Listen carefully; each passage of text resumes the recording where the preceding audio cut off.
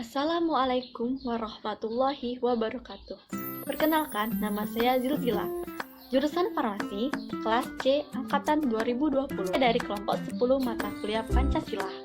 Nah, di sini saya akan menjelaskan tentang Pancasila sebagai paradigma reformasi. Pancasila sering disebut sebagai falsafah atau filsafat negara dan ideologi negara. Pancasila dipergunakan sebagai dasar negara untuk mengatur pemerintahan dan mengatur penyelenggaraan negara. Yuk, simak lebih lanjut. Pancasila dijadikan sebagai paradigma reformasi. Untuk itu, kita tahu terlebih dahulu apa itu paradigma. Karena dapat diartikan sebagai keutuhan konseptual yang syarat dan muat. Secara etimologis, reformasi berasal dari kata reformation, dari akar kata reform. Sedangkan secara terminologis, reformasi mempunyai pengertian suatu gerakan yang bertujuan untuk mengatur ulang, menata kembali hal-hal yang menyimpang untuk dikembalikan pada format atau bentuk semula sesuai dengan nilai-nilai yang dicita-citakan rakyat. Reformasi secara umum berarti perubahan terhadap suatu sistem yang telah ada pada suatu masa. Gerakan reformasi memiliki kondisi syarat-syarat, yakni ada 5. Yang pertama, adanya suatu gerakan reformasi yang dilakukan karena adanya penyimpangan-penyimpangan. Yang kedua, reformasi pada prinsipnya suatu gerakan mengembalikan kepada dasar nilai-nilai yang diciptakan oleh bangsa Indonesia. Yang ketiga, reformasi melakukan suatu perubahan yang lebih baik. Yang keempat, suatu gerakan reformasi telah dilakukan berdasarkan suatu kerangka sesuai dengan UUD 1945. Yang kelima, reformasi dilakukan dengan suatu dasar moral yang dicita-citakan manusia yang berketuhanan yang Maha Esa serta terjaminnya persatuan dan kesatuan bangsa. Lainnya gerakan reformasi di Indonesia. Yang pertama, ada gerakan reformasi Indonesia yang dimulai pada masa pemerintah Orde Baru.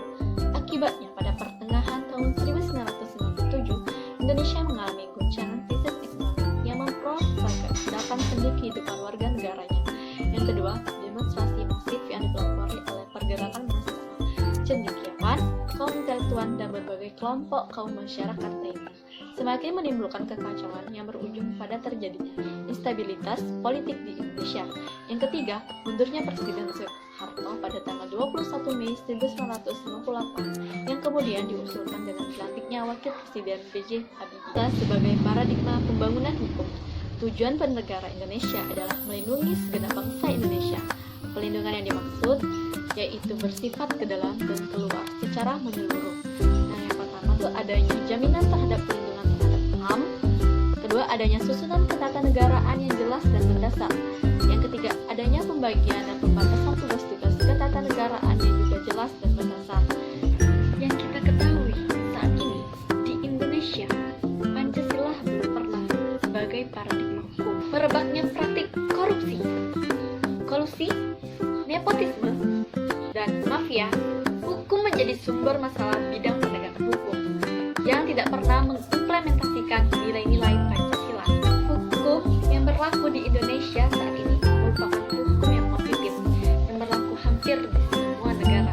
Hukum ini menegakkan rasionalitas, namun bersumber pada rasio para penguasa, seperti hakim yang menegakkan hukum secara tradisi yang berlaku di Indonesia, namun belum menerapkan hukum berparadigma Pancasila, dikarenakan hanya menginginkan nafsu politik dan ingin berkaya.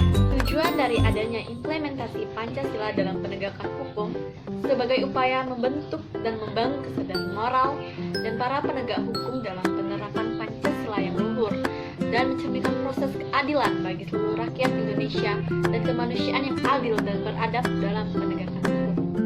Baiklah, itu saja penjelasan dari saya. Terima kasih. Assalamualaikum warahmatullahi wabarakatuh.